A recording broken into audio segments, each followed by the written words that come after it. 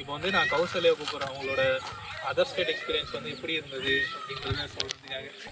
UG இங்கே வர்றப்போ agronomy கிளாஸஸ்லாம் வந்து பார்த்தா ஜஸ்ட் ஏதோ சீட் ரேட்டு ஸ்பேஸிங்க அப்படின்னு சொல்லிட்டு பைகாட்டடாக வந்து சொல்கிற மாதிரி இருக்கும், ஜஸ்ட் அதை நான் நோட் பண்ணுற மாதிரி இருக்கும். பட் ஆனால் நான் அங்கே கிளாஸில் போகிற பட்சத்தில் அங்கே ஸ்டாஃப்ஸ் வந்து பார்த்தோன்னா பர்டிகுலர் குஜராத்துங்கிறப்ப குஜராத் ஸ்டாஃப்ஸ் மட்டும் இருக்க மாட்டாங்க, டைவர்ஸாக எல்லா ஸ்டேட் ஸ்டாஃப்ஸும் இருப்பாங்க.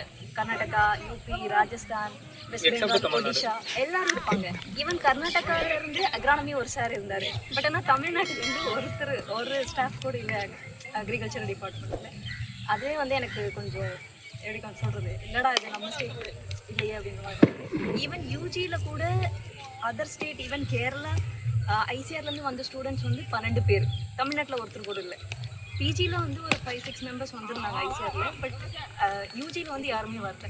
ஸோ இப்போ நம்ம என்னென்னு நினைக்கிறோன்னா, நமக்கு நம்ம ஸ்டேட்டா, நம்ம பழகி போன இடமா, ஸோ இதுவே ஓகே கம்ஃபர்டபுளாக இருக்குது அப்படி சொல்லி நினைக்கிறோம். பட் ஆனால் அப்படி இல்லை. வெளியே நம்ம போனால் தான் நம்ம பர்சனாலிட்டி டோட்டலாக சேஞ்ச் ஆகும். நம்மளை சுற்றி இருக்கக்கூடிய வேறு ஸ்டேட்டில் இருக்கக்கூடிய ஸ்டூடெண்ட்ஸ் பார்ப்பீங்க, நிறைய ஃப்ரெண்ட்ஸ் கிடைப்பாங்க. அவங்க எவ்வளோ காம்படிட்டிவாக இருக்காங்க.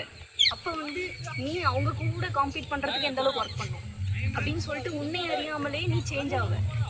இப்போ நம்ம இங்கே இருந்தோம்னா பழக்கப்பட்ட ஸ்டாஃபு, பழக்கப்பட்ட இடம் எல்லாமே, நீ உன்னோட பொட்டன்ஷியல் அவ்வளோக்கு வெளியே வராது.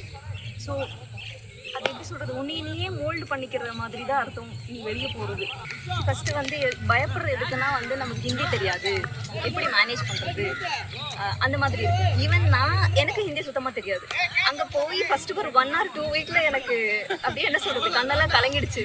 என்னடா, ஏன்னா எல்லாருக்கும் அங்கே ஹிந்தி தெரியும், பட் இங்கிலீஷ் வந்து ஓரளவுக்கு பேசுவேன். அங்கே போய் ஸ்டார்டிங்கில் இங்கிலீஷ் அவ்வளோக்குலாம் இல்லை, ஓரளவுக்கு பேசுவேன். பட் போக போக ஒரு 1 or 2 months இங்கிலீஷ் கம்யூனிகேஷன் நல்லாவே டெவலப் ஆச்சு. பிகாஸ் எனக்கு ஆப்ஷன் இல்லை, நான் இங்கிலீஷில் கம்யூனிகேட் பண்ணி தான் ஆகணும். ஸோ என்னோட ஸ்டாஃப் யாராக இருந்தாலும் நான் இங்கிலீஷில் பேசுவேன். ஈவன் நான் அவங்கக்கிட்ட போகிறப்பையும் they will speak in English only. So அது எல்லாமே வந்து உங்களோட பர்சனாலிட்டியிலேருந்து, உங்களோட இண்டிவிஜுவாலிட்டிலேருந்து எல்லாத்தையுமே மாற்றும். உன்னால் எங்கே போனாலும் சர்வைவ் ஆக முடியும். நான் தமிழ்நாட்டில் மட்டும்தான் வேலை பார்ப்பேன், தமிழ்நாட்டில் மட்டும் இருக்கக்கூடிய ஆப்பர்ச்சுனிட்டிஸ் மட்டும்தான் எனக்கு அப்படிங்கிறது இல்லை. நீ வெளியே ஒரு டைம் வந்துட்டேன்னா உன்னோட எக்ஸ்போஷர், உன்னோட mindset, way of thinking எல்லாமே மாறும். ஸோ அதனால் படிங்க, வெளியே ஹையர் ஸ்டடி போகணும்னு நினைக்கிற பட்சத்தில் வெளியே வரணும்னு நினைக்கிறேன். ஈவன் நம்ம வேறு ஸ்டேட் போனாலும் நம்மளோட கைட்ஸ் அவங்ககிட்ட ஒரு நல்ல கான்டாக்ட் கிடைக்கும்.